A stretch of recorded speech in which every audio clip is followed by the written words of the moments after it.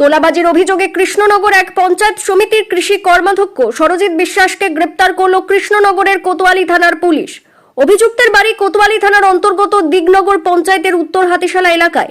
দিগনগর পঞ্চায়েতের প্রাক্তন প্রধান ছিলেন তিনি।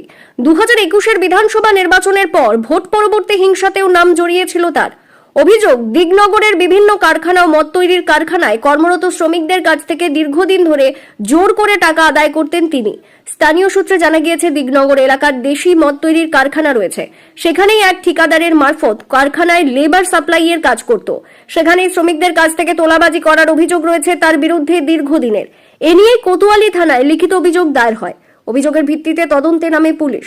শনিবার রাতে সরজিৎ বিশ্বাসকে আটক করে কোতোয়ালি থানার পুলিশ, পরে তাকে গ্রেপ্তার করা হয়। ধৃতকে রবিবার কৃষ্ণনগর জেলা আদালতে পাঠানো হয়েছে।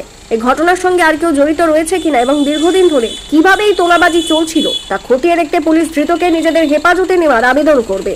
কৃষ্ণনগর থেকে আদিত্য ভট্টাচার্যের রিপোর্ট, জি নিউজ বাংলা। কি কারণে ধরলো আমি এখনো কিছু জানি না। আপনার নাম কি? আমার নাম সরজিৎ বিশ্বাস। আমি 1 নম্বর কৃষ্ণনগর 1 নম্বর ব্লকের কৃষি কর্মাধ্যক্ষ। আমাকে কালকে তুলে নিয়ে এসে রেখে দিয়েছে, এখন কিছু বলছে না, বলে গেলে বুঝতে পারবে। আপনি নিজেও জানেন না? আমি নিজেও। আপনি কি করতেন? আমি কৃষি কর্মাধ্যক্ষ, আমি পলিটিক্স করি, তৃণমূল রাজনীতি করি। কি পদে ছিলেন? আমি 1 নম্বর ব্লকের কৃষি কর্মাধ্যক্ষ। এর আগে আমি প্রধান ছিলাম 5 বছর। কালকে আপনাকে কবে ধরেছে আপনাকে? কালকে সন্ধ্যা রাত্রে নিয়ে আসছে। কোথা থেকে ধরেছে আপনাকে? বাড়ি থেকে 9টার সময়। কি জানেন না কি কারণে ধরেছে? না না, আমি জানি না। এরকম ব্যাপার আছে সে না, এরকম কোনো কিছু নেই আমার আজ পর্যন্ত। না, আমি বরঞ্চ লোককে পয়সা দিই। মানে আমি যেটুকু আমার আমাদের আছে, আমার বাবা রাজনীতি করতেন, আমরা মানুষকে সাহায্য করি। এখনও কেউ বলতে পারবে না যে আমি কারো কাছ থেকে নিয়েছি।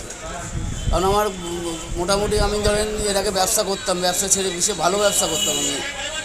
তারপরে এসে আমি এখন রাজনীতিতে এসেছি, 5 বছর প্রধান ছিলাম। এর আগে আমার নামে কোনো অভিযোগ ওঠেনি। এখন অভিযোগ উঠছে রাজনৈতিক সব প্রতিহিংসার জন্য হচ্ছে। আমরা জানতে পারলাম যে কৃষ্ণনগর 1 নম্বর ব্লকের যে তৃণমূল কংগ্রেসের যিনি কৃষি কর্মাধ্যক্ষ ছিলেন এবং এক্স প্রধান তিনি ছিলেন, তিনি একটি ব্যবসা করতেন, সেটা হচ্ছে লেবারকে খাটানো। এবং সেই লেবারদের কাছ থেকে আমরা স্থানীয় সূত্রে যেটা জানতে পারলাম, তিনি লেবারদের কাছ থেকে অস্বাভাবিক আকারে তিনি তোলাবাজি করতেন। হয়তো এতদিন মানুষ তৃণমূলের ভয়ে, প্রশাসনের ভয়ে, সরকারি নিষ্ক্রিয়তার ভয়ে মানুষ এতদিন মুখ খুলতে পারেনি। আমরা জানতে পারলাম তাদের মধ্যে কেউ কেউ হয়তো তার বিরুদ্ধে অভিযোগ করেছেন। পুলিশ অভিযোগ পাওয়া মাত্র কোনো লাল ফিতের ফাঁস না, কোনো নেতার ফোনে না, পুলিশ একদম সক্রিয় হয়ে তাকে গ্রেফতার করেছে, তাকে আদালতে তোলা হবে।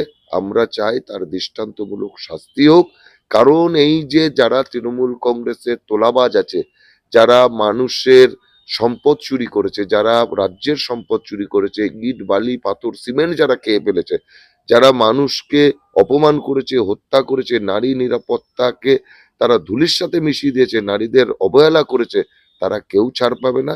সবাই জেলের গারদে থাকবে, কারণ পশ্চিম বাংলায় এখন মানুষের সরকার চলছে।